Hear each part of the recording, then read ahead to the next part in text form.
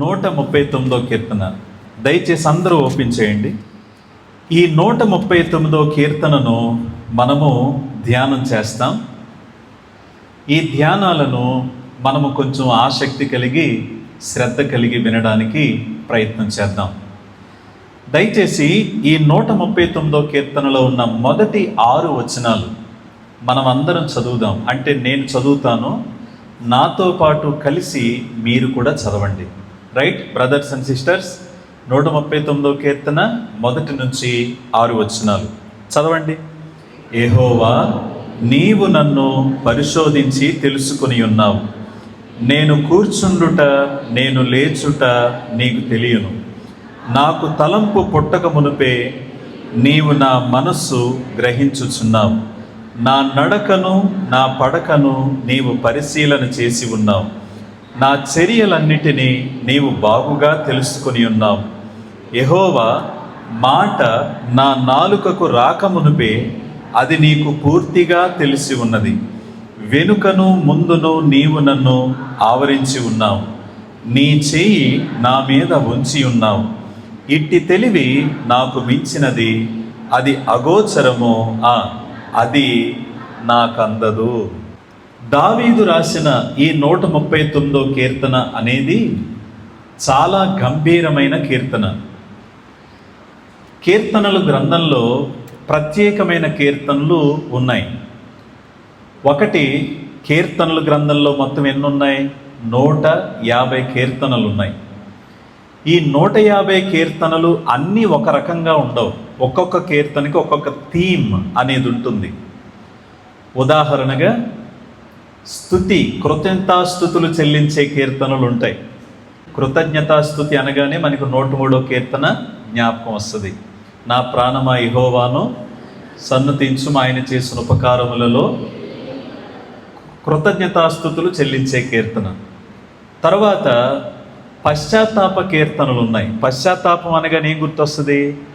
51వ కీర్తన, దేవా నాకు శుద్ధ హృదయము దయచేయుము అని చేసిన ప్రార్థనా కీర్తన మనం చూస్తాం. తర్వాత దేవుని నడిపింపును గూర్చిన కీర్తనలు కూడా ఉన్నాయి. దేవుని నడిపింపు అనగానే 23వ కీర్తన, యెహోవా నా కాపరి, నాకు లేమి కలగదు.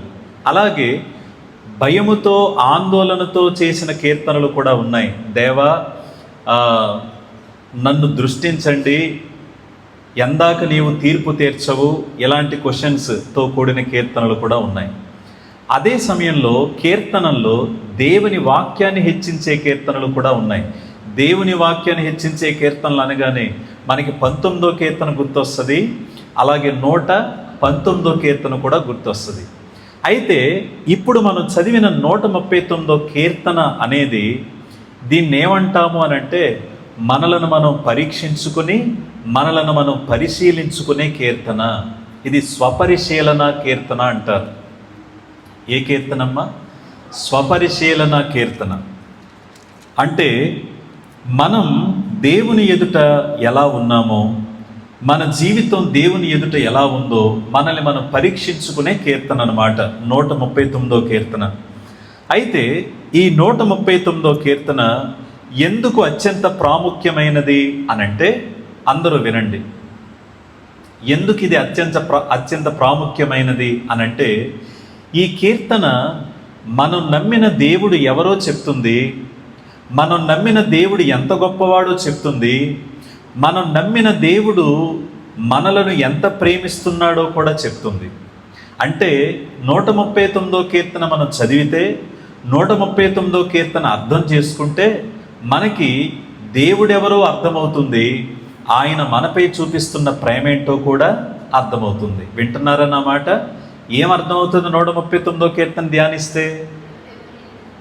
దేవుడెవరో అర్థమవుతుంది, దేవుడు మనలను ఎలా ప్రేమిస్తున్నాడో కూడా మనకు అర్థమవుతుంది. దేవుడెవరో అర్థం చేసుకునే దాన్ని థియాలజీ అని అంటారు. ప్రియులారా, క్రైస్తవ జీవితానికి థియాలజీ అనేది ముఖ్యం. ఎందుకు థియాలజీ అనేది ముఖ్యం? ఎందుకు దైవశాస్త్రం అనేది ముఖ్యం? ఎందుకు ఒక మనిషి దేవుణ్ణి తెలుసుకోవాలి అనంటే, a right theology can lead to right way of living అని అంటారు భక్తులు. అంటే నీవు దేవుని గురించి ఎటువంటి వాక్యాన్ని నువ్వు వింటున్నావో, ఒకవేళ నువ్వు సరైన వాక్యాన్ని వింటే, నీవు దేవుని గురించి సరైన విధంగా అర్థం చేసుకుంటే నీ జీవితాన్ని కూడా సరైన విధంగా నడిపించుకోగలవు. ఇప్పుడు చెప్పండి, మంచి జీవితానికి మూలం ఎక్కడుంది? మంచి దేవుని జ్ఞానం మీద ఆధారపడింది. నీకు దేవుడెవరో మంచిగా అర్థమైతే నీ జీవితం కూడా ఆ విధంగానే ఉంటుంది. 139వ కీర్తన చదివితే మనకు ఆ విషయమే తెలుస్తుంది. ఈ కీర్తన మనకి ఇంకా ఏమి చెప్తుంది అనంటే, దేవుడెవరో, ఆయన ఎంత గొప్పవాడో తెలుసుకోవడమే కాకుండా, దేవుడు ఎంత గొప్పవాడో తెలియపరచడమే కాకుండా, బలహీనమైన మనలాంటి మనుషుల పట్ల దేవునికున్న అత్యంత ప్రేమ, దేవునికున్న అత్యంత కృప, దేవునికున్న అత్యంత జాలి, దేవునికున్న అత్యంత పట్టింపు ఏంటో తెలియజేసే కీర్తన. సాధారణంగా ఈ ప్రపంచం గురించి మనం మాట్లాడుకుంటే, మనం ఉంటున్న సృష్టి ఏదైతే ఉందో ఆ సృష్టిలో మనము చాలా చిన్నవాళ్ళం. ఎంత చిన్నవాళ్ళమో చెప్తాను, అందరూ వింటారా? మన భూమి మీద ఎన్ని కోట్ల మంది ఉన్నారు? ఇప్పుడు 800 కోట్ల మంది ఉన్నారు. నోటితో చెప్పండి 800 crores ప్లస్. అంటే 800 కోట్ల మంది కంటే ఎక్కువ మంది జనం ఉన్నారు. అయితే ఎంత పెద్ద భూగోళం ఇది, చాలా పెద్దది అని మనం అనుకుంటాం. కానీ ఇది మన సౌర కుటుంబంలో ఈ భూమి చాలా చిన్నది. సౌర కుటుంబాన్ని ఇంగ్లీష్లో ఏమంటారు? సోలార్ సిస్టమ్ అంటారు. సోలార్ సిస్టంలో ఎన్ని గ్రహాలు ఉన్నాయి? ఇప్పుడు 8 ఉన్నాయి. కాబట్టి 8 ఉన్నాయి. ఈ 8 ఒక నక్షత్రం చుట్టూ తిరుగుతున్నాయి. ఆ నక్షత్రం పేరేంటి? సూర్యుడు. ఇప్పుడు మీరు బయటికి వెళ్ళి చూస్తే సూర్యుడు ఉన్నాడే, అది గ్రహం కాదు, అది స్టార్, అది నక్షత్రం. ఇప్పుడు ఈ నక్షత్రం చుట్టూ తిరిగే దీన్ని ఏమంటారు అనంటే సోలార్ సిస్టమ్ అంటారు. ఇప్పుడు మనం ఏమనుకుంటున్నాం? నేనున్న భూమి చాలా పెద్దది అనుకుంటున్నాం, కానీ సోలార్ సిస్టంలో పోలిస్తే భూమి చాలా చిన్నది. ఎంత చిన్నదో చెప్పమంటారా? ఒకవేళ మనం సూర్యుడి దగ్గరికి వెళ్ళి సూర్యుని యొక్క మూత తీసి సూర్యుడిని నింపాలి అని అనుకుంటే, సూర్యుని నింపడానికి 1,00,000 భూములు పట్టాలంట. ఇలాంటి భూములు ఎన్ని కావాలి? 1,00,000 కావాలంట. అంటే సూర్యుడిలో ఎన్ని భూములు పడతాయి? మనం చాలా పెద్దోళ్ళం మరి. ఈ భూమి చాలా చిన్నది. అంటే అసలు లెక్కే లేనంత చిన్నదనమాట. రైట్? ఇప్పుడు మీరు ఏమనుకుంటారంటే, అమ్మో సౌర కుటుంబం చాలా పెద్దది, అసలు ఒక్క సూర్యుడిలో 1,00,000 భూములు పట్టడం అంటే అది మామూలు విషయం కాదని మనం అనుకుంటాం. కానీ ఇక్కడ విషయం ఏంటంటే, మన సోలార్ సిస్టమ్ ఎందులో ఉందంటే ఒక పాల పొంతలో ఉంది. దాన్ని ఏమంటారు ఇంగ్లీష్లో? గెలాక్సీ అంటారు. మిల్కీవే గెలాక్సీ అంటారు. ఇప్పుడు మిల్కీవే గెలాక్సీలో ఎన్ని నక్షత్రాలు ఉన్నాయంటే, సూర్యుడు లాంటి నక్షత్రాలు కొన్ని కోట్లు ఉన్నాయి. ఎన్నున్నాయి? ఏంటి? భూమి లాంటి గ్రహాలు అన్నానా, సూర్యుడు లాంటి నక్షత్రాలు? భూమి లాంటి గ్రహాలు ఉన్నాయి, ప్లానెట్స్ ఉన్నాయి. ప్లానెట్స్తో పాటు ఏమున్నాయి? నక్షత్రాలు ఉన్నాయి. పాలపొంతలు. దీన్ని ఏమంటారు? పాలపొంత అంటారు. రౌండ్గా ఉంటుంది పాలపొంత. దీన్నే మిల్కీవే గెలాక్సీ అంటారు. మనకి దగ్గరలో ఉండి ఇంకో గెలాక్సీ ఉంటుంది, అది ఆండ్రోమేడా గెలాక్సీ. అది చాలా దూరం అన్నమాట. మనకి 4.5 బిలియన్ కిలోమీటర్స్ లైట్ ఇయర్స్ దూరంలో ఉంది. అయితే మీరేమంటారంటే, అమ్మో సూర్యుడు లాంటి నక్షత్రాలు కొన్ని కోట్లు ఉన్నాయి అంటున్నారు కదా, అవి ఎంత ఉంటాయంటే, కొన్ని నక్షత్రాలు ఎంత పెద్దవంటే ఒక్క నక్షత్రంలో 1,00,000 సూర్యులు పట్టవచ్చు. ఒక సూర్యుడిలో ఎన్ని భూములు పడతాయి? 1,00,000 భూములు పడతాయి. కొన్ని నక్షత్రాలు ఎంత పెద్దవంటే ఒక్క నక్షత్రంలో ఎన్ని సూర్యులు పెట్టవచ్చు? 1,00,000 సూర్యులు. అమ్మో, ఇలాంటి బోలన్నీ ఉన్నాయి. మీరేమంటారంటే, అమ్మో మన పాలపొంద ఎంత పెద్దదండి అంటే, నిజమే చాలా పెద్దది. కానీ ఇక్కడ మీకు విషయం ఏంటంటే, ఈ సృష్టిలో ఉన్న పాలపొంతలన్నిటితో పోలిస్తే మనం ఉన్న మిల్కీవే గెలాక్సీ అనేది అసలు కనిపించదు. ఎందుకు కనిపించదంటే, మనలాంటి మిల్కీవే గెలాక్సీలు లాంటి గెలాక్సీలు ఇంకొన్ని కోట్లు ఉన్నాయి. మళ్ళీ అర్థమవుతుందో అర్థం అవ్వట్లేదు. ఇదంతా మాకెందుకండి అని అనుకోకండి. అందుకే ఇది అర్థం కాకే 19వ కీర్తన రాసిన దావీదు అంటాడు, ఆకాశములు దేవుని మహిమను వివరించుచున్నవి, అంతరిక్షమును ఆయన చేతి పనిని ప్రచురపరుచుచున్నవి. అసలు ఈ సువిశాల సృష్టి దేవుడు ఎంత గొప్పవాడో మనకు తెలియజేస్తుంది. ఈ సృష్టి ఏంటి అంటే పాలపుంతల సమ్మేళనం. ఎన్నున్నాయి పాలపుంతలు అంటే కొన్ని లక్షల కోట్లు ఉన్నాయి. Crores and crores and crores of galaxies ఉన్నాయి. అందులో ఒక గెలాక్సీ మనం ఉన్న గెలాక్సీ. ఆ గెలాక్సీలో మళ్ళీ కోట్లు కోట్లు నక్షత్రాలు ఉన్నాయి. ఆ నక్షత్రాల్లో ఒక నక్షత్రం ఉన్న సూర్యుడి దగ్గర మనం ఉన్నాం. ఆ సూర్యుడి దగ్గర చాలా గ్రహాలు ఉన్నాయి, కానీ అందులో ఒక గ్రహంలో మనం ఉన్నాం. ఆ ఒక గ్రహంలో చాలామంది మనుషులు ఉన్నారు, 800 కోట్ల మంది. ఆ 800 కోట్ల మందిలో నువ్వు ఉన్నావు, నేనున్నాను. గుడి మీద చేయబెట్టుకోండి, ఎంత పెద్దోళ్ళు మనం. How big we are nothing. ఇప్పుడు ఆలోచిద్దామా ఒకసారి? ఈ స్కేల్ అంతటినీ మీరు గనక ఆలోచిస్తే మన దేవుడు ఎవరు అనంటే ఆయన అనంతుడు. అనండి ఒకసారి, అనంతుడు. He is infinite. ఆయన అనంతుడు, దేవుడు అనంతుడు. ఆయన ఎంత పెద్ద సృష్టి అయినా ఆయన ఒక మాటే చెప్తాడు, ఆకాశమున సింహాసనం, భూమి నా పాదపీఠం, అంతే. మరి ఇంత అనంతుడైన దేవుడు ఉన్నాడే, ఎంత పెద్ద సృష్టి ఉందే, ఈ సృష్టిలో ఈ భూగోళం మీద నువ్వొక మనిషివి, నేనొక మనిషిని.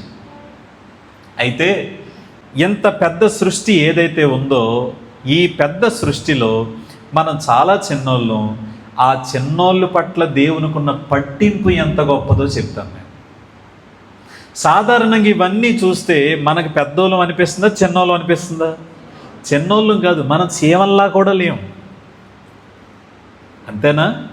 ఎలా లేం మనం? అసలు చీమల్లా కూడా కనిపించం మనం. అంత చిన్నోళ్ళం, అంత బలహీనులం, అంత శక్తిహీనులం. కానీ మన వంటి వారి పట్ల దేవునికున్న పట్టింపేంటి? దేవుడు మన పట్ల ఎంత కేర్ తీసుకుంటాడు, దేవుడు మన పట్ల ఎంతగా ఆయన మనల్ని బలపరుస్తాడు. బైబిల్లో దేవుణ్ణి మనం ఏమని పిలుస్తాం? ఓ దేవుడా అని పిలుస్తామా, తండ్రి అని పిలుస్తామా? తండ్రి అని పిలుస్తాం కదా. మన తండ్రికి మన పట్ల ఎంత పట్టింపు ఉంది. తర్వాత 23వ కీర్తనలో దేవుణ్ణి ఏమన్నాడు దావీదు? ఏమని పిలిచాడు? యెహోవా నా కాపరి. అంటే మనం ఎవరం? ఆయన గొర్రెలం. ఆయన తండ్రి అయితే మనం ఎవరం? ఆయన పిల్లలం. ఆయన గొర్రెల కాపరైతే మనం ఎవరం? గొర్రెలం. ఒక గొర్రెల కాపరిగా గొర్రెల పట్ల ఆయనకున్న బాధ్యత ఏంటి? ఇదంతా చెప్తుందండి ఈ కీర్తన. ఈ కీర్తనకి బ్యాక్గ్రౌండ్ చెప్తున్నాను నేను. ఈ సువిశాల సృష్టిలో అత్యంత అల్పులమైన మనం ఎవరమంటే, ఆయనైతే అనంతుడు, మనం ఎవరమంటే బలహీనులు. అంతేనా? గట్టిగా ఎండొస్తే ఉండలేం, గట్టిగా వానొస్తే ఉండలేం, గట్టిగా చలుస్తే ఉండలేం, వాతావరణం మారితే ఉండలేం. అత్యంత బలహీనులం. ఆయనేమో అత్యంత బలవంతుడు. ఆయనేమో ఇన్ఫినైట్, మనమేమో ఫైనైట్. ఆయన నిత్యత్వం ఉన్నవాడు, మనం ఎప్పటి వరకు ఉంటామో మనకే తెలియదు. ఎంతలో కనబడి అంతలో మాయమైపోయే ఆవిరి వంటి వాళ్ళం. మన ప్రాణం ఎప్పుడు ఏమవుతుందో మనకు తెలియదు. పైగా ఎంత శరీరం కలిగి ఉన్న మన కంటికి కనబడని చిన్న వైరస్కే చచ్చిపోయేంత బలహీనులు మనం. మరి ఎంత బలహీనుల పట్ల అంత బలవంతుడైన దేవునికి ఎంత పట్టింపు ఉంటుంది? ఇది మనం అందరం ఆలోచించాలి. చాలాసార్లు మనం ఏమనుకుంటామంటే ప్రియులారా, మనకి కాలాలు ఉన్నాయిగా. సంవత్సరానికి ఎన్ని కాలాలు?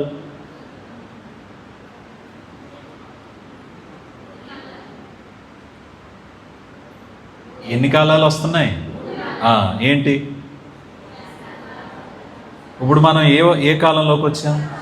వర్షాకాలం, తర్వాత శీతాకాలం, తర్వాత వేసవకాలం. ఓకే, ఇప్పుడు మన జీవితం కూడా సీజన్స్ లాగా మారుతూ ఉంటుంది.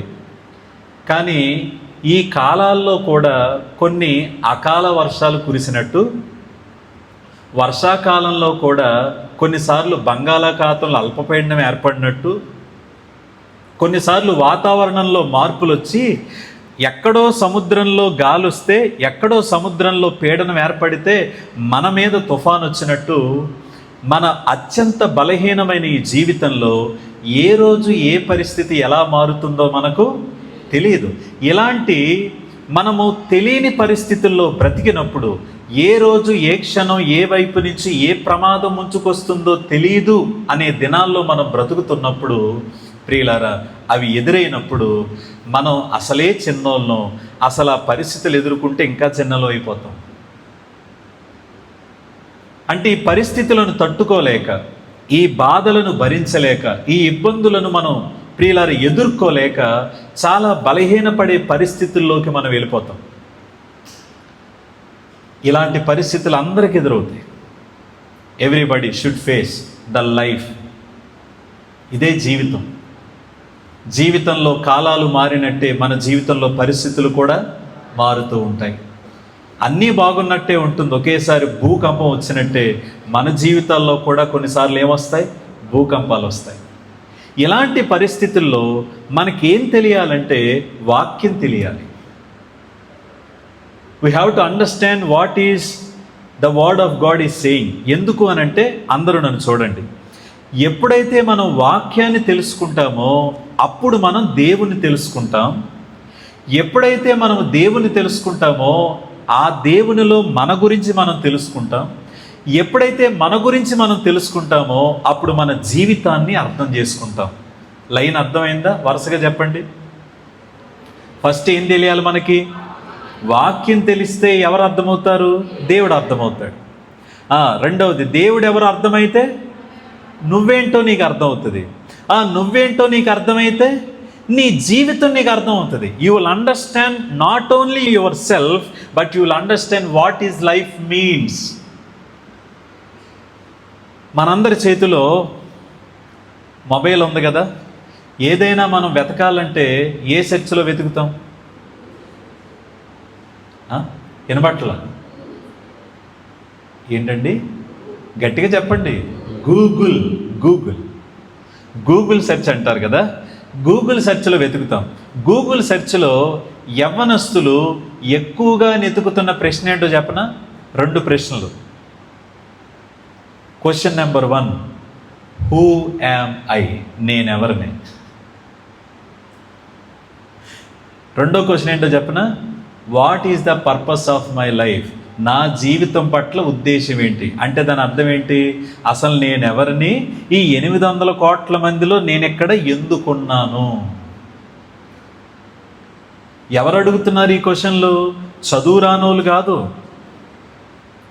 10th చదివి, ఇంటర్ చదివి, డిగ్రీ చదివి, పిహెచ్డి చదివి, ఫిలాసఫీలు చదివి, ప్రపంచంలో ఎన్ని చదువులు ఉన్నాయో, ఎన్ని డిగ్రీలు ఉన్నాయో అన్ని డిగ్రీలు వచ్చేసినా కూడా మనిషికి 2 అర్థం కావట్లే.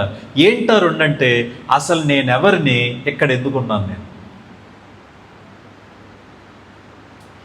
ఈ ప్రశ్నలకు సమాధానం ఏంటంటే, నీవు ఎవరి ద్వారా సృజించబడ్డావో ఆ దేవుడెవరు నీకు అర్థమైతే అప్పుడు నువ్వేంటో అర్థమవుతుంది. ఆ జీవితాన్ని ఎలా ముందుకు నడిపించాలో నీకు అర్థమవుతుంది. ప్రియులారా, ఇప్పుడు చెప్పండి, మనందరి జీవితాలకు సమాధానం ఎవరు? దేవుని వాక్యం. ఈ 139వ కీర్తన అదే చెప్తుంది. దేవుడెవరో చెప్తుంది, మనం ఎవరమో చెప్తుంది, మన జీవితం ఎలా ఉండాలో కూడా చెప్తుంది. ఈ కీర్తనను మనం 4 భాగాలు చేస్తాం. ఇందులో ఎన్ని వచనాలు ఉన్నాయి చెప్పండి? తమ్ములు చెప్పండి, ఎన్ని ఉన్నాయి? 24 ఉన్నాయి. 24ని 4తో డివైడ్ చేయండి. 24ని 4 భాగాలు చేయండి. ఇప్పుడు భాగానికి ఎన్ని వస్తాయి? 6 వచనాలు వస్తాయి.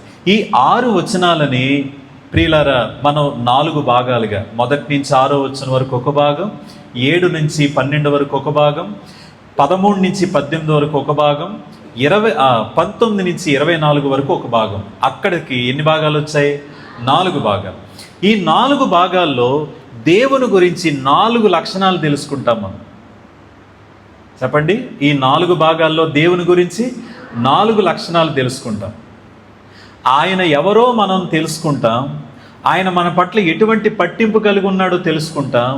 దానిని బట్టి మనం ఎలా జీవించాలో కూడా తెలుసుకుంటాం. ఇప్పుడు మనం ఆలోచన చేద్దాం. ఎన్ని భాగాలు చేశాం? 4 భాగాలు. ఇప్పుడు మనం ఎన్ని వచనాలు చదివాం? 6 వచనాలు. అంటే ఏ భాగం చదివాం? మొదటి భాగం చదివాం. ఆ మొదటి భాగం మనకి ఏమని చెప్తుంది దేవుని గురించి? రండి చూడండి ఈ మాట. మొదటి 4 వచనాలు చదవండి. యెహోవా, నీవు నన్ను పరిశోధించి తెలుసుకుని ఉన్నావు. నేను కూర్చుండుట, నేను లేచుట నీకు తెలియను. నాకు తలంపు పుట్టక మునుపే నీవు నా మనస్సు గ్రహించుచున్నావు. నా నడకను నా పడకను నీవు పరిశీలన చేసి ఉన్నావు. నా చర్యలన్నిటినీ నీవు బాగుగా తెలుసుకుని ఉన్నావు. యెహోవా, మాట నా నాలుకకు రాక మునుపే అది నీకు పూర్తిగా తెలిసే ఉన్నది. ఇప్పుడు అందరూ వింటారా? ఈ మొదటి భాగం దేవుని గురించి మనకేమి చెప్తుంది అనంటే, రాసుకోండి, దేవుడు సర్వజ్ఞాని. ఇంగ్లీష్లో our God is all knowing God. దేవుడు సర్వజ్ఞాని. Our God is all knowing God. ఇప్పుడు నన్ను చూడండి. మన దేవుడు ఎవరమ్మా? జ్ఞాన, సర్వజ్ఞాన? సర్వజ్ఞాని. ఇంగ్లీష్లో ఏమని ఉంటుందంటే ఆల్ నోయింగ్ గాడ్. సమస్తము ఎరిగినవాడు, అన్నిటినీ ఎరిగినవాడు. ఆయనకి జరిగినదేంటో తెలుసు, జరుగుతున్నదేంటో తెలుసు, జరగబోయేదేంటో కూడా తెలుసు. అంటే భూత, వర్తమాన, భవిష్యత్ కాలములను ఎరిగినవాడు సర్వజ్ఞాని అనంటే. సో మన దేవుడు ఎవరు అనంటే సర్వజ్ఞాని అని ఈ వచనాలు చెప్తున్నాయి. దావీదుకి దేవుని గురించి ఈ విషయం బాగా అర్థమైంది. తన భక్తి జీవితంలో దేవునితో తను చేస్తున్న ప్రయాణంలో ఈ కీర్తన రాస్తున్నాడు. ఆయన ఏ సమయంలో రాశాడో మనకు తెలియదు, కానీ ఒకటైతే స్పష్టం, అప్పటికే దావీదు మీద కొంతమంది శత్రువులు ఉన్నారు అక్కడ. అంటే ఆయన జీవితంలో ఏ సమయంలోనో మనకు తెలియదు, కానీ దేవునితో తన ప్రయాణమును కొనసాగిస్తూ ఉండగా, దేవునితో సహవాసం చేస్తూ ఉండగా, దేవుని గురించి తనకి ఏమైతే అర్థమయ్యిందో అది అనుభవపూర్వకంగా చెప్తున్నాడు అనమాట. ఏమనంటే, దేవా నీకన్నీ తెలుసు. Lord you know everything. దేవా నీవు సర్వజ్ఞానివి, నీకన్నీ తెలుసు, నీకు తెలియనిదంటూ ఏదీ లేదు అనేది మనం ఈ మొదటి 6 వచనాల్లో చూస్తాం. ప్రియులారా, మన దేవునికి ఏం తెలుసు? అసలు ఏమి తెలుసు? ఎంతవరకు తెలుసు? ఈరోజు ఇది ఆలోచిద్దామా? ఏమి తెలుసు? ఎంతవరకు తెలుసు? దేవుడికి ఏమి తెలుసు? ఎంతవరకు తెలుసు? ఓకే, మొదటిగా ఆయనకి ఏమి తెలుసు అనంటే, ఆయనకి అన్నీ తెలుసు. God know about everything. ఒకసారి హెబ్రీ పత్రిక 4వ అధ్యాయం 13 వచనం తీయండి. హెబ్రీ 4:13 ఏముందండి? చదువుతున్నాను. మరియు ఆయన దృష్టికి కనబడని స్పష్టము ఏదియూ లేదు. ఇంకా మనమెవనికి లెక్క చెప్పవలసి ఉన్నదో ఆ దేవుని కన్నులకు సమస్తమును మరుగు లేక ఎలా కనిపిస్తున్నాయి? కొన్నేనా? సమస్తమా? సమస్తం. వింటారు ఇప్పుడు? అంటే దేవునికి ఏం తెలుసు? ఏం తెలుసు ఆయనకి? సమస్తం తెలుసు, అన్నీ తెలుసు. ఈ లోకంలో జరుగుతున్న ప్రతి పరిస్థితి ఆయనకి తెలుసు. ఈ లోకంలో జరుగుతున్న ప్రతి రాజ్యం ఏం చేస్తుందో కూడా ఆయనకి తెలుసు. సమస్తము ఆయన ఎరిగినవాడు, సమస్తము ఎరిగినవాడు. ఇది ఒక మాట. రెండవది, ఆయనకి ఏమి తెలుసు అంటే, ఒకటి సమస్తము తెలుసు అని చెప్పుకున్నాం. రెండవది, ఆయనకి ఏమి తెలుసు అని అంటే, ఒకసారి చూడండి, దినవృత్తాంతాల 2వ గ్రంథం తీయండి. దినవృత్తాంతాల 2వ గ్రంథం. సొలొమోను దేవుని మందిర ప్రతిష్ఠ రోజున ఆయన చేసిన ప్రార్థన. 2వ దినవృత్తాంతాలు 6వ అధ్యాయం 31వ వచనం. నీ మార్గములలో నడుచునట్లుగా వారి వారి హృదయములను ఎరిగి ఉన్న నీవు వారి సకల ప్రవర్తనకు తగినట్లు ప్రతిఫలమును దయచేయుదువుగాక. నీవు ఒక్కడివే మానవుల హృదయము ఎరిగిన వాడవు కదా. అది అండర్లైన్ చేయండి. నీవు ఒక్కడివే మానవుల హృదయమును ఎరిగిన వాడవు కదా. నీవు కూడానా? నీ ఒక్కడివేనా అంటే ఏంటి అర్థం? సరే, ఆ ఒక్కడికి ఏం తెలుసట? మానవుల హృదయాలు తెలుసంట.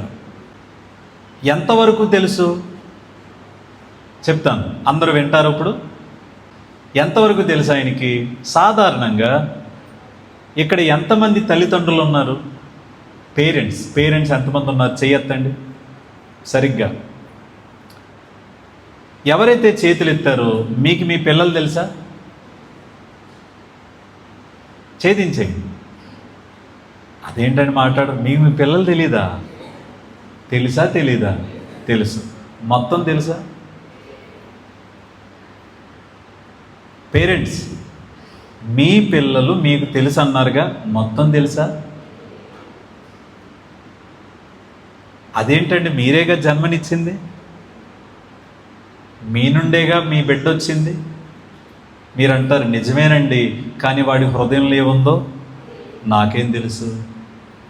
ఓకే, ఇక్కడ ఎంతమంది భార్యాభర్తలు ఉన్నారో చెయ్యొద్దండి సరిగ్గా. దించేయండి. తల్లిదండ్రులు పిల్లల సంబంధం కంటే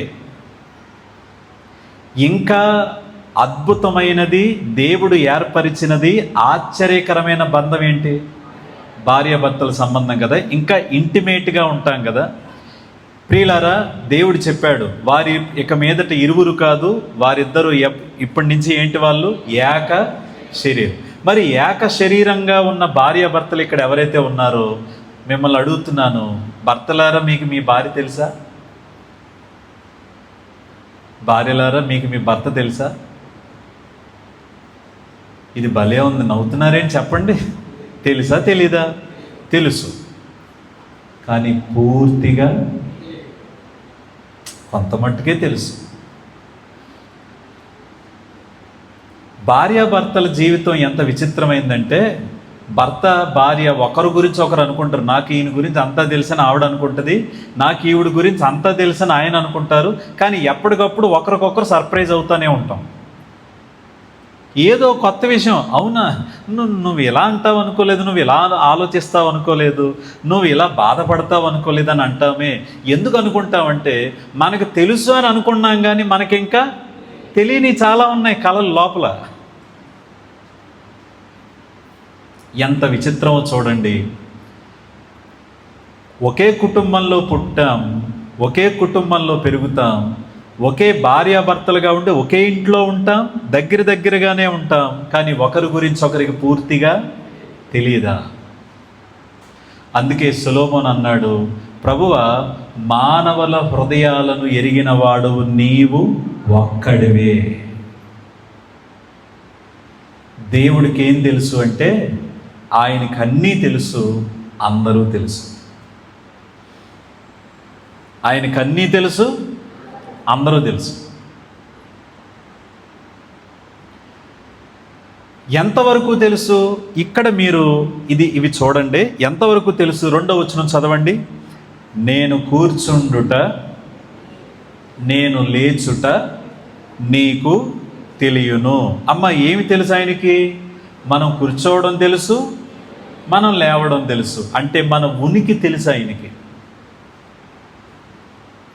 మన ఉనికి ఆయనకు తెలుసు. నేను కూర్చోవడం తెలుసు, నేను లేవడం తెలుసు అంటున్నాడు. తర్వాత తర్వాత ఏమన్నాడండి, నాకు తలంపు పుట్టక మునుపే నీవు నా మనస్సు గ్రహించుచున్నావు. ఆయనకు మన మనస్సు తెలుసు. ఏం తెలుసమ్మా? మన మనస్సు తెలుసు. ప్రతిరోజు మనకి ఎన్నో తలంపులు వస్తాయి. ఏదైనా ఒక తలంపు గురించి ఎక్కువగా ఆలోచించామనుకోండి, అదే ఎక్కడికి వచ్చి కూర్చుంటుంది? మనసులో కూర్చుంటుంది. కానీ ఆయన అంటున్నాడు, నాకు తలంపు పుట్టక మునుపే నీవు నా మనస్సును, ఒకసారి వినండి, ఇంకా తలంపు రాలేదు కానీ నా మనసేంటో నీకు తెలుసు అంటున్నాడు. మన మనస్సు తెలుసు. మూడో వచనం చదవండి. నా నడకను నా పడకను నీవు పరిశీలన చేసి ఉన్నావు. అంటే ఏంటంటే మనం వెళ్ళే మార్గాలు ఆయనకి తెలుసు. నడక అంటే రోడ్డు కాదండి, మన జీవిత మార్గం. ఏ మార్గం గుండా వెళుతున్నాం, ఎటువైపు వెళ్తున్నాం, ఇదంతా ఆయనకి తెలుసు. తర్వాత 3వ వచనం 2వ లైన్ చూడండి. నా చర్యలన్నిటినీ నీవు బాగుగా తెలుసుకుని ఉన్నావు. చర్యలంటే ఏంటి? మనం చేస్తున్న పనులు, మనం చేసే పనులన్నీ ఆయనకి తెలుసు. మన వ్యవహారాలు ఆయనకి తెలుసు, మన లావాదేవీలు ఆయనకి తెలుసు, మన కష్టం ఆయనకి తెలుసు, మన ఉద్యోగాలు తెలుసు, మన వ్యాపారాలు తెలుసు, నువ్వు చేసే ప్రతి పని తెలుసు. ఏమ్మా, ఎన్ని మాటలు వచ్చాయి? 4. ఏం చెప్పాను? మన ఉనికి తెలుసు, మన మనస్సు తెలుసు, మన మార్గాలు తెలుసు, మన పనులు తెలుసు. తర్వాత 5వ వచనం చూడండి, 4వ వచనం చూడండి. యెహోవా మాట నా నాలుకకు రాక మునుపే అది నీకు పూర్తిగా తెలిసి ఉన్నది. ఆయనకు మన హృదయాంతరంగాలు తెలుసు. ఏం తెలుసమ్మా? హృదయాంతరంగాలు. బైబిల్లో ఏమని ఉంటుంది? హృదయము నిండిన దాన్ని బట్టి. చెప్పండి. ఇప్పుడు ఈయన ఏమంటున్నాడు? ప్రభువా, మాట నా నోట రాక మునుపే నీకేం తెలుసు? నా గురించి నీకన్నీ తెలుసు. మాట నా నాలుకకు రాక మునుపే అది నీకు పూర్తిగా తెలిసే ఉన్నది. అంటే మన హృదయాంతరంగం అంతా ఆయనకు తెలుసు. ఇప్పుడు ఎన్ని మాటలు? 5 వరుసగా చెప్పండి. దేవుడికి ఏం తెలుసు మన గురించి? ఉనికి తెలుసు, మనస్సు తెలుసు, మార్గాలు తెలుసు, పనులన్నీ తెలుసు, మన హృదయాంతరంగాలు తెలుసు. ఇప్పుడు నేను అన్నానుగా, హృదయాంతరంగాలు ఆయనకి తెలుసని. హృదయాంతరంగం ఎంతవరకు తెలుసు? మళ్ళీ ఇందులో ఒకటి ఉంది. దేవునికి మన గురించి ఎంత ఎక్కువగా తెలుసు కదా, ఎంత ఎక్కువగా తెలుసు కదా. ఆ హృదయ లోతులు ఎంత బాగా తెలుసా ఆయనకి అనంటే, ఒకసారి ఈ వచనాలు మనం చదువుకుందామా? బైబిల్ గ్రంథం తీసి ఇర్మియా గ్రంథం 17వ అధ్యాయం 10వ వచనం తీయండి. బిగ్గరగా చదవండి. ఒకని ప్రవర్తనను బట్టి వాని క్రియల ఫలము చొప్పున ప్రతీకారము చేయుటకు యెహోవా అను నేను హృదయములను పరిశోధించువాడను, అంతరింద్రియములను పరీక్షించువాడను. ఆగండి. ఏం చేస్తాడంట ఆయన? హృదయములను పరీక్షిస్తాడు, అంతరింద్రియములను పరీక్షిస్తాడు. ఎందుకు? వాని ప్రవర్తనకు ఏమివ్వడానికి? ప్రతిఫలం ఇవ్వడానికి. అక్కడ ఏమనుంది? 139వ కీర్తన 1వ వచనం చెప్పండి. యెహోవా, నీవు నన్ను పరిశోధించి తెలుసుకొని ఉన్నావు అన్నాడు. పరిశోధించనే పదం, గ్రీకు పదం ఏదైతే వాడారో దాని అర్థం ఏంటంటే, ఇది ఇలా చెప్తాను. మీరు ఎప్పుడైనా పురావస్తు శాస్త్రవేత్తలు అనే వాళ్ళ గురించి విన్నారా? వాళ్ళు ఏమి సెట్ చేస్తారు?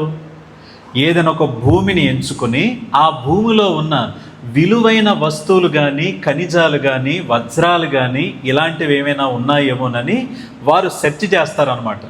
సెర్చ్ అంటే ఏంటి? ఏదో వెళ్ళి అలా చూసి వచ్చేయడం కాదు. వాళ్ళ చుట్టూరు తవ్వడం, వాళ్ళు తవ్వుతుండగా ఏదైనా విచిత్రమైనది కనిపిస్తే చూడడం, ప్రతి చిన్నది కూడా తరచి తరచి చూసి అందులో ఏముంది అనేది వాళ్ళు జాగ్రత్తగా రీసెర్చ్ చేసి భూతద్దంలో చూస్తారనమాట. ఇప్పుడు దేవుడు ప్రతి మనిషి హృదయాన్ని అలా చూస్తున్నాడు అనమాట. ఆ పదం వాడబడింది హెబ్రీ బైబిల్లో. ఈ పరిశోధించి ఉన్నావంటే, ప్రభువా నీవు అందరి హృదయాలను తరచి తరచి తరచి చూసి వారి హృదయాంతరంగములను ఎరిగి నీవు పరీక్షించుచున్నావయ్యా. అంటే మా గురించి నీకు పూర్తిగా తెలుసు ప్రభువా, మా గురించి నీకు పూర్తిగా తెలుసు, పూర్తిగా తెలుసు. మరో మాట చెప్పాలనంటే, ఒక్కసారి ఇక్కడి నుంచి నా ఆదికాండం దగ్గరికి రండి. 6వ వచనం, క్షమించండి 6వ అధ్యాయం 5వ వచనం. నోవహు గురించి చెప్పినప్పుడు ఈ మాట చదివాం మనం. ఆదికాండం 6వ అధ్యాయం 5వ వచనం బిగ్గరగా చదవండి. నరుల చెడుతనము భూమి మీద గొప్పదనియు, వారి హృదయము యొక్క తలంపులలోని ఊహ అంతయు ఎల్లప్పుడూ కేవలము. ఆగండి, 3 అండర్లైన్ చేశాం. అప్పుడు ఏం అండర్లైన్ చేసాం? హృదయము, తలంపులు, ఊహ. మరి మనకేం తెలుసు? మనకేం తెలుసు? మనకి పైనే తెలుసు. హలో, మనకి పైనే తెలుసు. దేవునికి ఏం తెలుసు? సరే, పైనుంచి కొంత లోపలికి వెళ్ళాడు. హృదయం నుంచి ఇంకొంచెం లోపలికి వెళ్ళారు ఆయన. ఏమున్నాయమన్నీ? తలంపులు. మళ్ళీ తలంపుల నుంచి ఇంకొంచెం లోపలికి వెళ్ళారు. మళ్ళీ ఏముంది? ఊహలు. ఈ మాట అంతా కలిపి ఓ మాట చెప్పనా మీకు? దేవునికి మన గురించి ఎంత బాగా తెలుసు అంటే, నీ గురించి నీకెంత తెలుసో నీకంటే ఎక్కువగా దేవుడికి తెలుసు.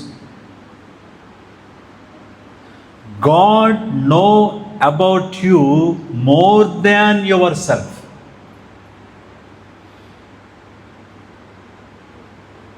నా మాట నమ్ముతున్నారా? అర్థమవుతుందా? అర్థం కావట్లేదా? తల్లిదండ్రుల కంటే తల్లిదండ్రులకు తెలియదు మనం ఏంటో మనకు తెలుసు. భర్తకి తెలియదు మనం ఏంటో మనకు తెలుసు. భార్య ఏంటో తెలియదు, భార్యకి తెలియదు భర్త గురించి, కానీ ఎవరి గురించి వాళ్ళకి తెలుసు. కానీ ఎంత తెలుసు అంటే, మన గురించి మనకు తెలిసినంతకంటే ఎక్కువగా ఎవరికి తెలుసు? దేవుడికి తెలుసు. ఏమిటి ప్రూఫ్ అని మీరు నన్ను అడిగితే, రండి మిమ్మల్ని ఒకరి దగ్గరికి తీసుకెళ్తా. ప్రియులారా, రాజుల 2వ గ్రంథం 8వ అధ్యాయం. రాజుల 2వ గ్రంథం 8వ అధ్యాయం 11వ వచనం చూడండి ఏముందో. 8:11 ఏముంది?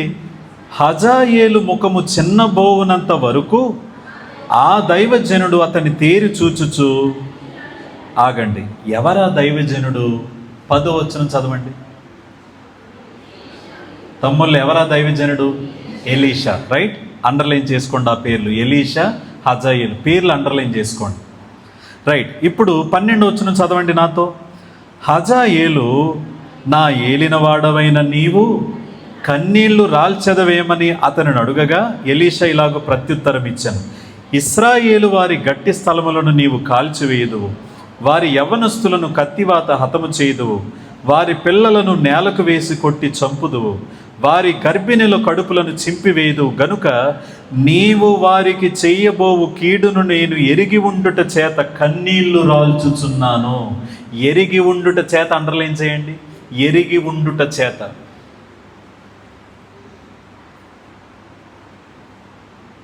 పదమూడు వచనం చదవండి. అందుకు హజాయేలు, కుక్క వంటి వాడనగు నీ దాసుడనైన నేను ఎంత కార్యము చేయుటకు ఎంతటి వాడను అని అతనితో అనగా, ఎలీషా, నీవు సిరియా మీద రాజు వగుదువని యెహోవా నాకు బయలుపరిచి ఉన్నాడెనను. అది అండర్లైన్ చేయండి, బయలుపరిచి ఉన్నాడు. ఇప్పుడు హజాయేలు, ఎలీషా ఇద్దరి మధ్య జరిగిన సంభాషణ ఏ సందర్భంలో జరిగింది? సందర్భం చెప్పడం లేదు, మీరు ఇంటికి వెళ్ళాక చదువుకోండి, ఆ పైన ఉంటుంది. ఒక రాజు హజాయేల్ని పంపిస్తాడు ఎలీషా దగ్గరికి. అయితే హజాయేల్ వస్తాడు, అతను అడిగిన ప్రశ్నకు ఎలీషా సమాధానం చెప్తాడు, రాజుగారి గురించిన సమాచారం చెప్తాడు. చెప్పినా కూడా హజాయేలును చూసి దైవజనుడని ఎలీషా ముఖము చిన్నబోవునంతగా కన్నీళ్లు రాలుస్తాడు. అంటే హజాయేలును చూసి దైవజనుడికి ఏమొస్తున్నాయి? కన్నీళ్ళు వస్తున్నాయి. ఇది హజాయేలుకి అర్థం కాల. అదేంటండి, ఎందుకు ఏడుస్తున్నారండి ఎలీషా గారు, ఎందుకు కన్నీళ్లు రారుస్తున్నారు, మీరు ఏడవడం ఏంటి, మీరు ఎంతో పౌరుషం కలిగిన సేవకులు కదా, మీరు ఏడవడం ఏంటంటే, బాబు నీవు చెయ్యబోయే కీడును నాకు దేవుడు బయలుపరిచాడయ్యా, అది తలుచుకుని నాకు బాధ వస్తుంది అన్నాడు. ఏంటండి ఏం చేయబోతున్నాను నేను అని అంటే, దేవుడు నాకు బయలుపరిచాడయ్యా, నీవు ఇశ్రాయేలీలను నాశనం చేయబోతున్నావని దేవుడు చెప్పాడు. నీవు ఇశ్రాయేలు వారి గట్టి స్థలాలను పడగొట్టేస్తావు, అగ్నితో వాటిని కాల్చేస్తావు, పిల్లలని పెద్దలని ఎవరినీ చూడకుండా చంపుతావు, అలాగే సిరియా మీద నువ్వు రాజు అవుతావు అని దేవుడు నాకు బయలుపరిచాడయ్యా అని అంటాడు. ఈయనకి ఎందుకు కన్నీళ్ళు వస్తున్నాయంటే, ఈయన కూడా ఎవరు? ఇశ్రాయేలీయుడే. ఇశ్రాయేలీలు అనగా ఎవరు ప్రజలు? దేవుని ప్రజలే. ఈ దేవుని ప్రజల మీదకి రాబోతున్న తీర్పును చూసి, ఆ వ్యక్తిని చూసి ఈయనకి కన్నీళ్ళు వస్తాయి. ఇప్పుడు హజాయేలు ఏమంటాడంటే, ఇక్కడ ఆయన వాడిన పదాలు చూడండి. కుక్క వంటి వాడనగు నీ దాసుడనైన నేను ఎంత కార్యము చేయుటకు ఎంతటి వాడను అని అతనితో అనగా. వింటున్నారా? ఏం పదాలు ఆయన వాడింది? కుక్క వంటి వాడనగు నీ దాసుడనైన నేను ఇంత కార్యము చేయుటకు నేను ఎంతటి వాడను అంటే ఏంటి అర్థం? హజాయేలుకి తన హృదయం ఎటువంటిదో తనకే అర్థం కాల. తన హృదయంలో ఎంత కీడుందని తనకే అర్థం కాల. అందుకే ఆశ్చర్యపోయాడు. ఏంటండి మీరు మాట్లాడేది? కుక్క వంటి వాడనగు మీ దాసుడనైన నేను ఇన్ని పనులు నేను ఎలా చేస్తానండి? ఆ వచనం చెప్తుంది, మనిషి హృదయం ఎంత ఘోరమైందో మనిషికి కూడా తెలియదు.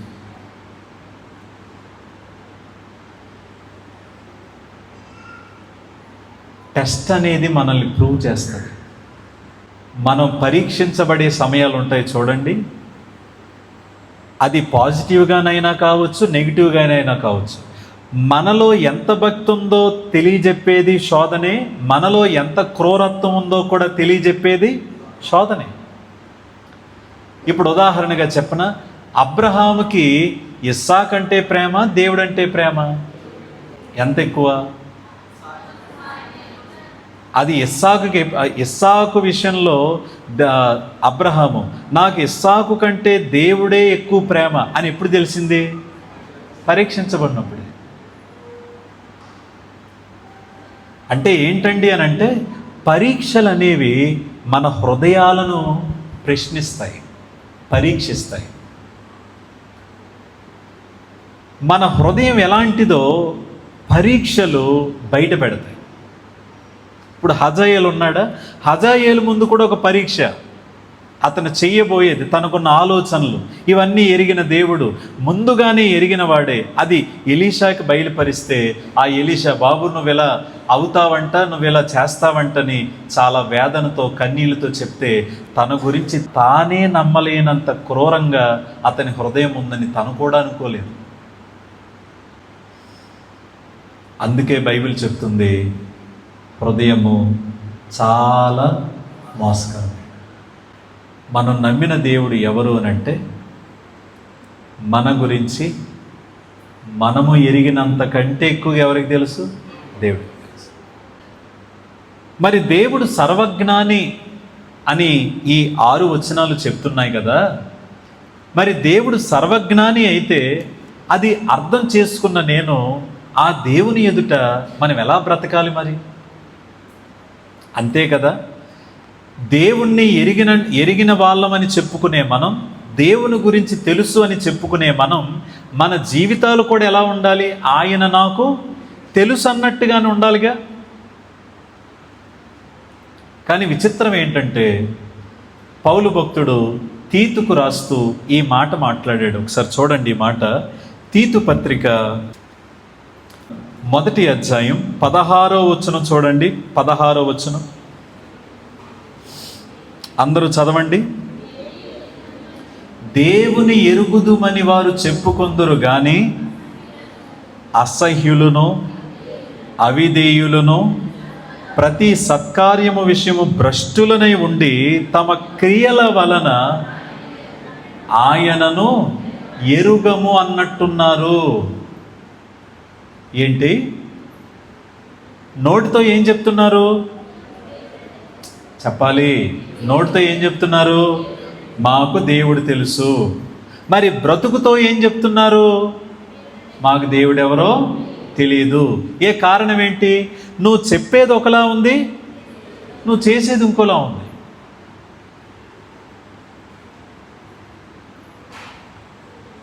ఇది కాదు దేవుని జ్ఞానం అంటే.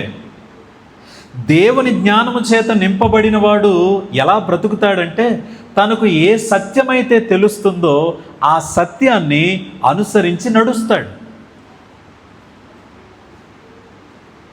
క్రైస్తవుడు అంటే ఎవరు? సత్యమును నమ్మేవాడు, ఆ సత్యమును అనుసరించేవాడు కదా.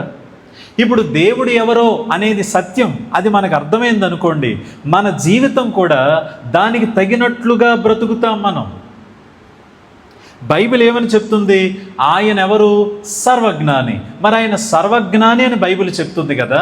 మరి మన జీవితం కూడా దేవుడు సర్వజ్ఞాని అన్నట్టే మనం ఉన్నామా? మరి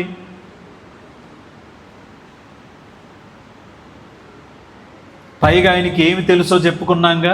చెప్పండి, మన దేవుడికి ఏం తెలుసు? 5 మాటలు చెప్పాను. మన ఉనికి తెలుసు, మన మనస్సు తెలుసు, మన మార్గాలు తెలుసు, మనం చేస్తున్న పనులన్నీ తెలుసు, మన హృదయాంతరంగాలు కూడా తెలుసు. ఎంత ఎక్కువ తెలుసు?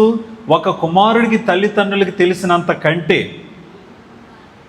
ఒక భర్తకి భార్యకి ఒకరి గురించి ఒకరికి తెలిసినంత కంటే, మరి ముఖ్యంగా ఒక మనిషికి తన గురించి తనకు తెలిసినంత కంటే ఎక్కువగా ఎవరికి తెలుసు? దేవునికి తెలుసు. ఈ సత్యం గనక నీకు అర్థమైతే నీ జీవితం దానికి అనుగుణంగా మార్చుకుంటావుగా.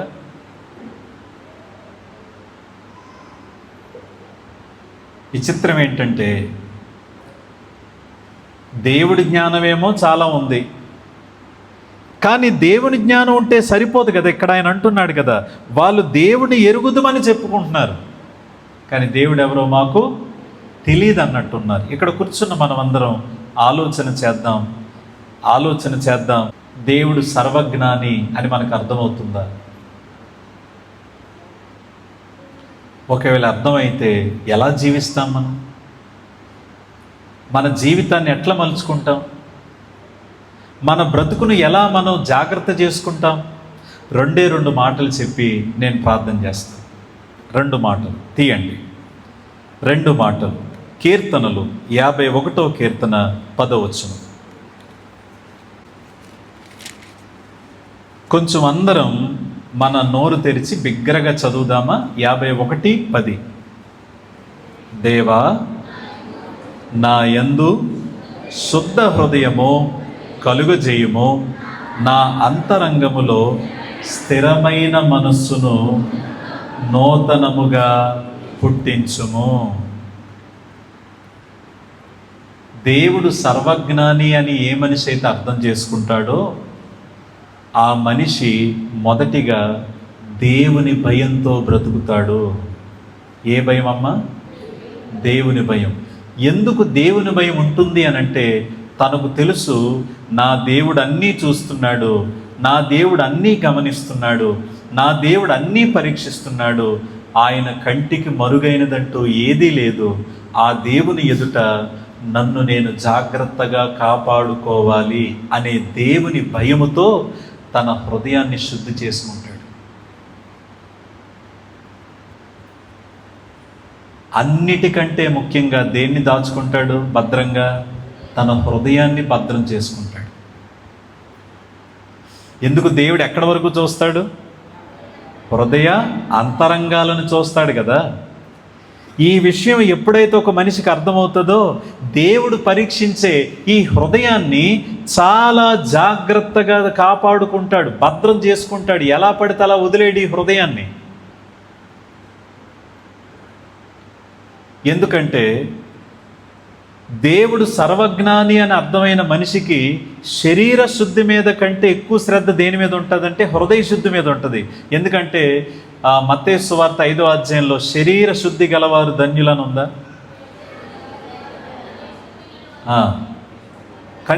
కంప్లీట్గా చెప్పండి. హృదయ శుద్ధి గలవారు ధన్యులు. దేవుని చూడాలంటే నా దేవుడు సర్వజ్ఞాని అని అర్థమైన మనిషి భయం ఉంటుంది. ఏంటంటే ప్రభువా నా హృదయాన్ని నేను శుద్ధి చేసుకోను. ఎందుకంటే నీవు నన్ను పరీక్షిస్తున్నావు, నా పనులే కాదు నా తలంపులు చూస్తున్నావు, నా మనసును చూస్తున్నావు, నా హృదయాన్ని చూస్తున్నావు, నువ్వు నన్ను గమనిస్తున్నావు. నా హృదయాన్ని నేను ఎప్పటికప్పుడు శుద్ధి చేసుకుంటాను ప్రభు.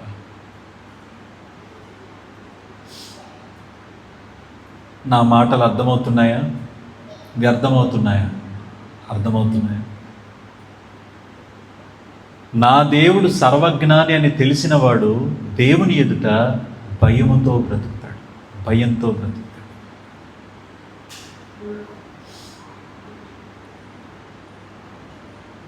యోసేపుకి ఎవరి భయం ఉంది? మాట్లాడరే.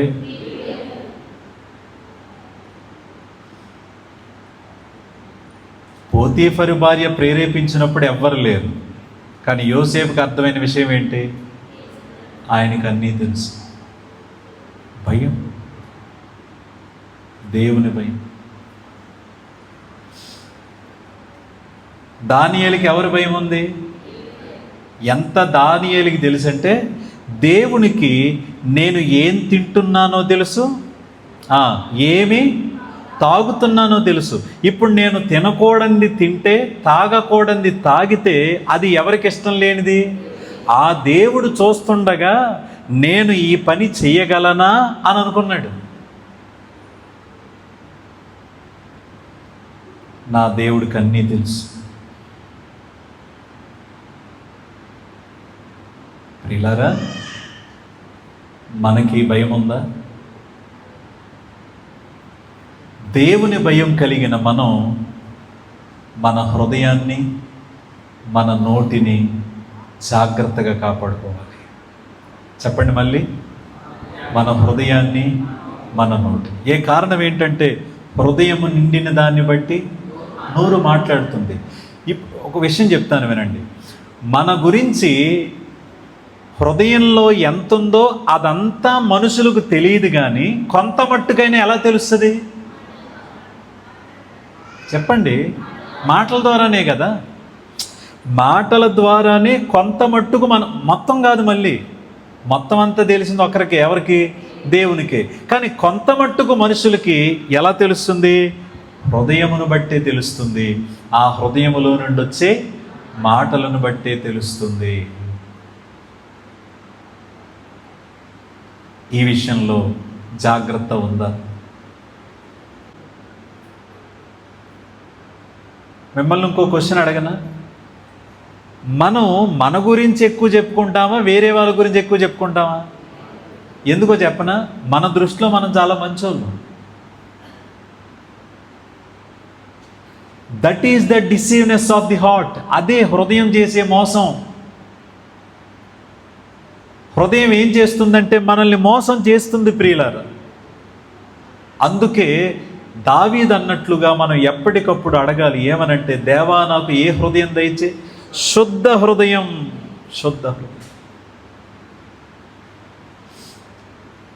మనం ఒకవేళ ఎవరితోనైనా ఏ విషయమైనా మనం చెప్పినప్పుడు మన ఉద్దేశం ఏమై ఉండాలంటే, వేరే వారిని మనం అవమానించాలనే ఉద్దేశం కాదు, కానీ ఆ సంభాషణ ద్వారా మన భారం మరొకరితో పంచుకుని మనము కలిసి ప్రార్థన చేద్దాం బ్రదర్. మనం కలిసి ప్రేయర్ చేద్దాం బ్రదర్ వాళ్ళ గురించి. Let us pray for others. అమ్మ, మనందరి చేతుల్లోకి ఇప్పుడు ఏమొచ్చినాయి? సెల్ ఫోన్లు వచ్చినాయిగా. ముఖ్యంగా తల్లులు, కూరలన్నీ అయిపోయాక, వంటంతా అయిపోయాక, అయితే సెల్ ఫోన్లో అమ్మ చేతి వంటలు, నాన్న చేతి వంటలు చూడడం, లేదంటే ఫోన్ చేసి మాట్లాడడం. మన సంభాషణలన్నీ ఎవరు వింటున్నారు? అందుకే కదా మత్తయి సువార్తలో దేవుడు చెప్పాడు, మనుష్యుడు పలికే ప్రతి వ్యర్థమైన మాటకు విమర్శ దినమని ఏం చెప్పాలి? అమ్మో, భయం రావాలి మనకి. నాకు బాగా ఇష్టమైన ఒక వచనం అండి. అది ఎలాంటి వచనం అంటే, మన గుండెల మీద రాసుకోవాలి, మన గోడల మీద ఉండాలి ఈ వచనం. ప్రతిరోజు పొద్దున్న లేచిన వెంటనే మన ప్రార్థన ఇదే ఉండాలి. ఏంటది? కీర్తనలు 19వ కీర్తన తీయండి. ఎంత అద్భుతమైన మాట చూడండి. అది దేవుడు సర్వజ్ఞాని అని ఎరిగిన వాడి యొక్క హృదయములో నుండి వచ్చే ఆక్రందనిది. దేవుడు సర్వజ్ఞాని అని ఎవరైతే నమ్ముతారో అతని హృదయములో నుంచి వచ్చే ఆక్రందనిది. 14వ వచనం చదవండి బిగ్గరగా. యెహోవా ఆశ్రయదుర్గమా, నా విమోచకుడా, నా నోటి మాటలును నా హృదయ ధ్యానమును నీ దృష్టికి అంగీకారములగునుగాక. బిగ్గరగా ఆమేనండి. ప్రతిరోజు పొద్దున్నే ప్రార్థన చేద్దాం మనం. ఏంటా ప్రార్థన? ఓ ప్రభువా, ఓ సర్వజ్ఞానివైన దేవా, నా గురించి అన్నీ తెలిసిన దేవా, ఈ దినమంతా నా నోటి మాటలును నా హృదయ ధ్యానమును నీ దృష్టికి అంగీకారములగునుగాక. What a prayer. తల్లులారా, తండ్రులారా వినండి. దేవుడు సర్వజ్ఞాని అని అర్థమైన వాడి నోట్లోంచి వచ్చే ప్రార్థన ఇది. ఎందుకంటే తనకు తెలుసు, దేవునికి నా మాటలే కాదు, ఏం తెలుసు ఆయనకి? నా హృదయం తెలుసు. నేను ఏ హృదయంతో బ్రతుకుతున్నానో తెలుసు, ఏ హృదయంతో మాట్లాడుతున్నానో తెలుసు. ఆయనకు తెలియకుండా ఏమీ జరగడం లేదు.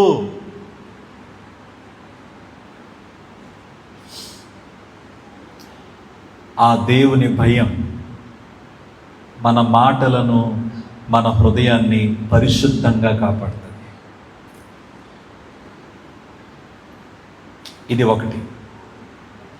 రెండో మాట ఏంటి అని అంటే, ఒక్కసారి నహూము గ్రంథం 1వ అధ్యాయం తీస్తారా?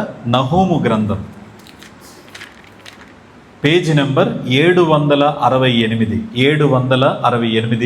నహూము గ్రంథం 1వ అధ్యాయం 7వ వచనం అందరం చదువుదామా? యెహోవా ఉత్తముడు, శ్రమ దినమందు ఆయన ఆశ్రయదుర్గము, తన యందు నమ్మిక ఉంచు వారిని ఆయన ఎరుగును. మళ్ళీ చదువుతున్నాను, మెల్లగా చదువుతున్నాను.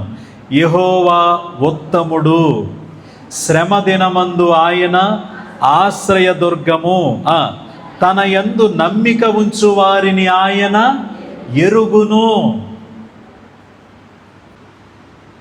139వ కీర్తన 1-6 వచనాలు ఏమని చెప్తుంది దేవుడి గురించి? మన దేవుడెవరు? సర్వజ్ఞాని. సర్వజ్ఞాని అని నీకు అర్థమైతే నీ జీవితం ఎలా ఉంటుంది అని అంటే, దేవుని భయంతో బ్రతుకుతావు. రెండో మాట, దేవుని ఆదరణతో జీవిస్తావు. దేవుని ఆదరణతో జీవిస్తావు. దేవుని భయము ఉంటుంది, చెప్పండి అమ్మా, దేవుని ఆదరణ ఉంటుంది. ముందున్నవారు వెనుకున్నవారు చెప్పండి, ఏముంటుంది మనకి? దేవుడు సర్వజ్ఞానాన్ని అర్థమైతే దేవుని భయము ఉంటుంది, దేవుని ఆదరణ కూడా ఉంటుంది. ఎందుకు దేవుని భయం? ప్రభువా నా హృదయం నీకు తెలుసు, ప్రభువా నా మాటలు నీకు తెలుసు, ప్రభువా నా చర్యలు నీకు తెలుసు, ప్రభువా నా మనస్సు నీకు తెలుసు, నీకు విరోధంగా నేనేది చెయ్యను ప్రభువా అనే భయం ఉంటుంది. ఆదరణ ఏంటో చెప్పనా? దేవా, నీకు తెలియకుండా నా జీవితంలో ఏది జరగట్లేదు.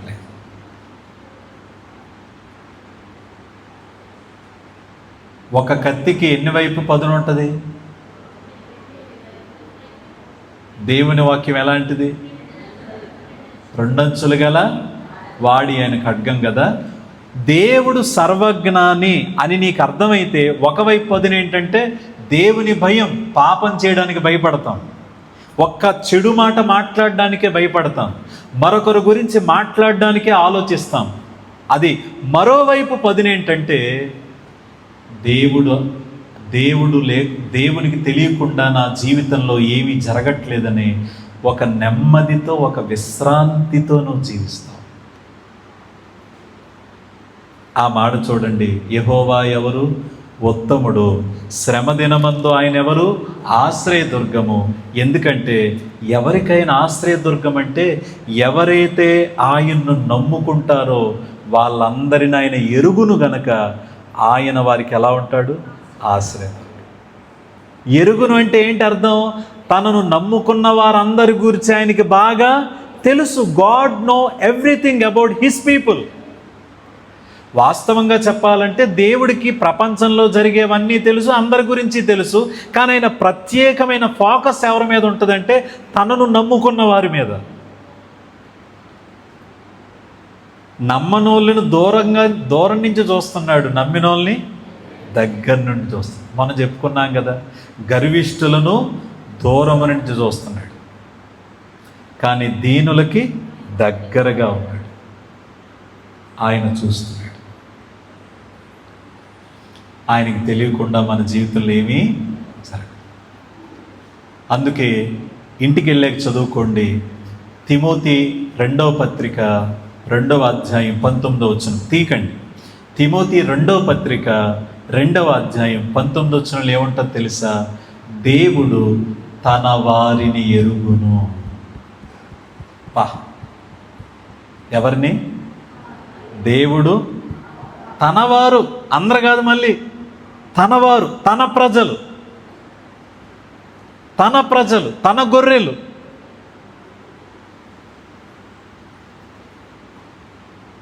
వాళ్ళ జీవితంలో ఏం జరిగినా అది ఆయనకు తెలుసు.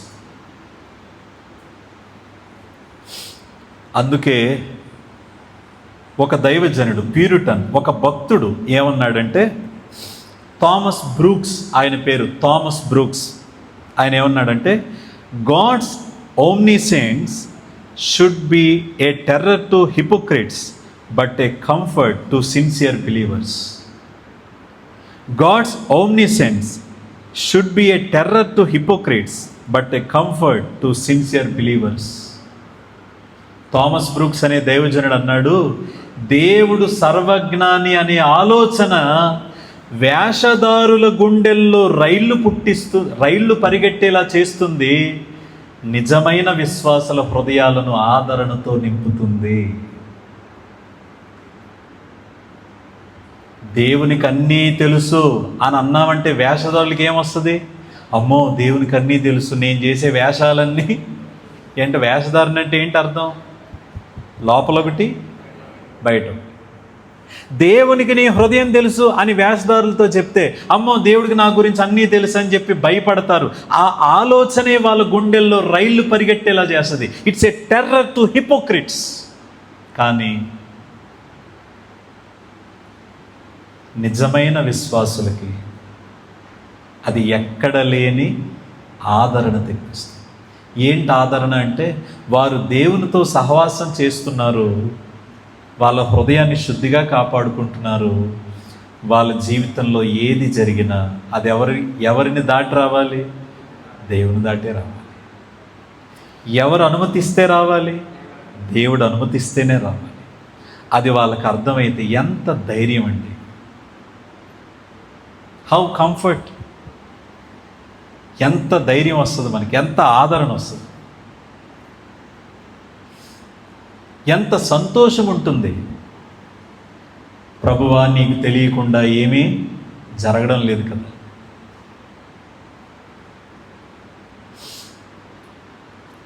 ప్రియులారా,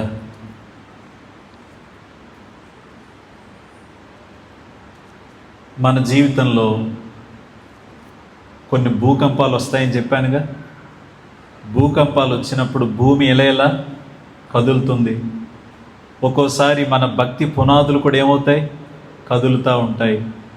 అన్ని వైపుల నుంచి నిందలు, అవమానాలు, మనం చెయ్యని తప్పు చేశామన్నట్టు మన వ్యక్తిత్వం మీద, మన క్యారెక్టర్ మీద అన్ని వైపుల నుంచి మనకి ఇబ్బందులు వచ్చినప్పుడు మనకు ఆదరణిచ్చే ఒకే ఒక్క తలపు ఏంటంటే, దేవా నీకు తెలియకుండా నా జీవితంలో ఏం జరుగుతుంది. మోషేని అహరోను, మిరియాం, ఎవరు మోషేకి అక్క, అన్నయ్య, వీళ్ళిద్దరూ అప్పటికే మోషేని ఇశ్రాయేలీలు చాలా ఏడిపిస్తున్నారు, నిందిస్తున్నారు, అవమానిస్తున్నారు. అవన్నీ భరించాడు. చివరికి అహరోను, మిరియాము కూడా మోషేకి విరోధంగా మాట్లాడి, నువ్వేనా ప్రవక్తవి, నీతోనేనా దేవుడు మాట్లాడేది, మాకు తెలియదా దేవుడు అని వాళ్ళు ఏదో మాట్లాడితే అవన్నీ ఎవరు విన్నారంట? అంటే ఒక విషయం అర్థమైందా? దేవుడు తన వారిని ఎవరు ఏ మాటలు అంటున్నా ఆయన ఆ మాటలు వింటున్నాడు. God is listening.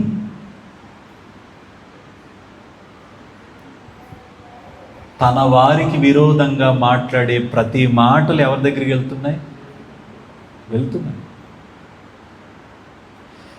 మనకి విరోధంగా ప్రతి ఒక్కరు చేసే చర్యలన్నీ ఎవరు చూస్తున్నారు? ఇప్పుడు వింటారా? ఎస్తేరు గ్రంథంలో ఇశ్రాయేలీలందరినీ నాశనం చేద్దాం అనుకున్నది ఎవరు? మొర్దెకయ్య, హామానా? హామాన్. ఇప్పుడు హామాను వేసిన పన్నాగం ఏంటో మనం చదువుతాం. అయితే హామాను వేసిన పన్నాగం అంతా పైనుంచి ఎవరు చూస్తున్నారు? నా ప్రజలకు విరోధంగా నువ్వు చేస్తావురా అని చెప్పి దేవుడు ఏం చేశాడంటే, కరెక్ట్గా రాజుగారు ఏ టైంలో బుక్కు తెరవాలో ఆయనకి నిద్ర పట్టడం మానేలా చేసి, ఆ నిద్ర పట్టకుండా ఆయన వేరే పనులు ఏమీ చేయకుండా, అటు ఇటు నడవకుండా, ఆ చరిత్రలో ఆ దేశంలో ఎవరైతే ఆ రాజ్యానికి మేలు చేశారో అవన్నీ చదివే బుద్ధి పుట్టించి, అవన్నీ కూడా మళ్ళీ ఎవరు చేశారు? రాజుగారికి మేలు ఎవరు చేశారు? గతంలో మొర్దెకై చేశాడు. ఆ మొర్దెకై చేశాడనే విషయం చదివించి, అది చదివాక కరెక్ట్ ఎవరు? హామాను వస్తే, హామాను ఇలా ఒకడు నాకు మేలు చేశాడు, అతన్ని ఏం చేస్తే బాగుంటుందంటే, అతను ఏమనుకుంటాడు? నా గురించి చెప్పేస్తున్నాడు రాజు అని చెప్పి తన్నే గణపరుస్తాడేమో. రాజుగారు మీ రథం మీద ఎక్కించి ఊరేగించాలంటే, అయితే నువ్వే వెళ్ళి మొర్దెకైని ఊరేగించి అతని చేతే ఆ పని చేయించి, మళ్ళీ అది జరిగిన తర్వాత ఎస్తేరు వచ్చినప్పుడు కరెక్ట్గా అదే సమయంలో మొర్దెకై అక్కడ ఉండడం, క్షమించండి, హామాన్ అక్కడ ఉండడం, ఇవన్నీ చూసి ఏ ఉరికొయ్య మీదైతే మొర్దెకైని అతను చంపేయాలనుకున్నాడు, అదే ఉరికొయ్య మీద ఎవరు చచ్చిపోయారు? అమ్మో, దేవుడు ఎంత బాగా చూశాడు. దేవుడు సర్వజ్ఞానంటే ఏమనుకుంటున్నారు మీరు? ఆయన చేసే పనులు చూసారా? ఆయన చేసే కార్యాలు చూసారా? ఒకవైపు ఎస్తేరు, మొర్దెకై, ఇశ్రాయేలీలందరూ ఉపవాసం ఉండి ఏం చేస్తున్నారు? ప్రార్థన చేస్తున్నారు. మరొక వైపు సర్వజ్ఞాని అయిన దేవుడు సమస్తము ఆయన తన చిత్తం చొప్పున అన్ని జరిగించుకుంటూ వెళ్తున్నాడు. హామాన్ ఎంత సిగ్గుపడిపోయి ఉంటాడో మొర్దెకైని ఊరేగిస్తుంటే. ఏం బతుకురా నాది, ఎవరిని చంపాలనుకున్నాను, ఎవరిని ఊరేగిస్తున్నాను అసలు? ఇది అర్థం చేసుకుందాం. చివరి మాట చదివి మనం ప్రార్థన చేసుకుని ముగించుకుందాం. పౌలు భక్తుడు కొరింథీయులకు రాసిన 2వ పత్రిక 1వ అధ్యాయం 8వ వచనం చూడండి. ఇందులో కొన్ని ఆశ్చర్యకరమైన పదాలు కనిపిస్తాయి మనకి. 2 కొరింథీ 1:8. సహోదరులారా, ఆసియాలో మాకు తటస్థించిన శ్రమను గూర్చి మీకు తెలియకుండుట మాకు ఇష్టము లేదు. అదేదనగా, మేము బ్రతుకుదుమను నమ్మకము లేక ఉండునట్లుగా మా శక్తికి మించిన అత్యధిక భారము వలన ఏమైపోయాం, మేము కృంగిపోతిమి. పౌలు గారికి శ్రమలు కొత్త అలవాట? చెప్పరేమ్మా. ఇప్పుడు పౌలు సేవ మీరు చూస్తే ఎక్కడికి వెళ్తే అక్కడ ఏమున్నాయి? శ్రమలు ఉన్నాయిగా. ప్రతి శ్రమలో ఆయన కృంగిపోయాడా, జయించాడా? జయించాడుగా. కానీ ఆయన జీవితంలో ఆసియాలో జరిగిన పరిస్థితులు ఏవైతే ఉన్నాయో అవి ఆయనకి ఎంత బాధ తెప్పించినాయి అంటే, మా శక్తికి మించిన అత్యధిక భారము వలన మేము కృంగిపోయాం. ధైర్యవంతుడైన పౌలుకి ఏమొచ్చింది? కృంగుబాటు వచ్చింది.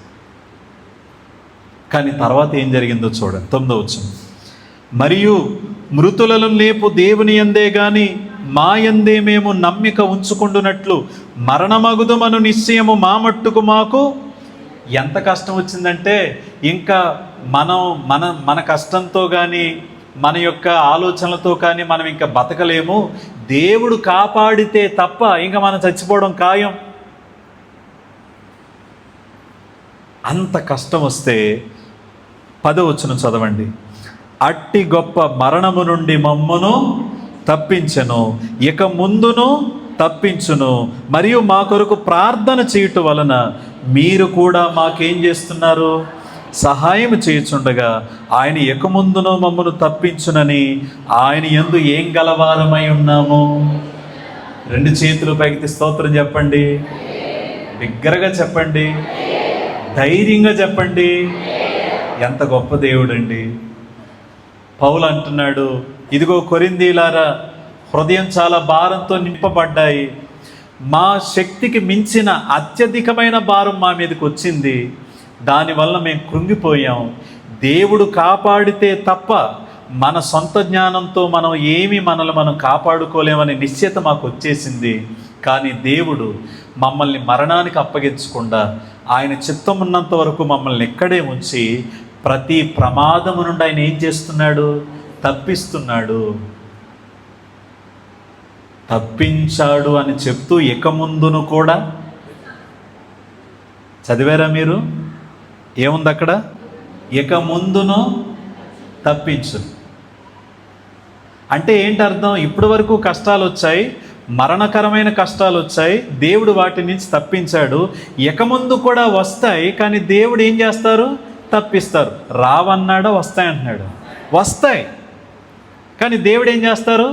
తప్పిస్తాడు. కారణం ఏంటంటే, ఒకవైపు మేము ప్రార్థన చేస్తున్నాం, మీరు కూడా ప్రార్థన చేస్తున్నారు.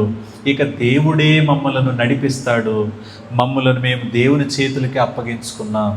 ఆయనకు తెలియకుండా మా జీవితంలో ఏది జరగడం లేదు. దేవుడే ఉన్నాడనే నిరీక్షణ మాకుంది.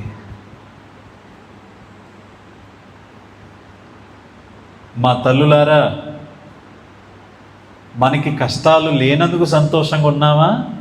కష్టాలు ఉన్నా సంతోషంగా ఉండడం ప్రయత్నిస్తున్నామా అంటే, కష్టాలు ఉన్నాయి కానీ సంతోషంగా ఉండడానికి మనం ప్రయత్నిస్తున్నాము, సాధన చేస్తున్నాము. కారణం ఏంటంటే, దేవుడు మనకు నిరీక్షణగా ఉన్నాడు. ఆయనకు అన్నీ తెలుసు.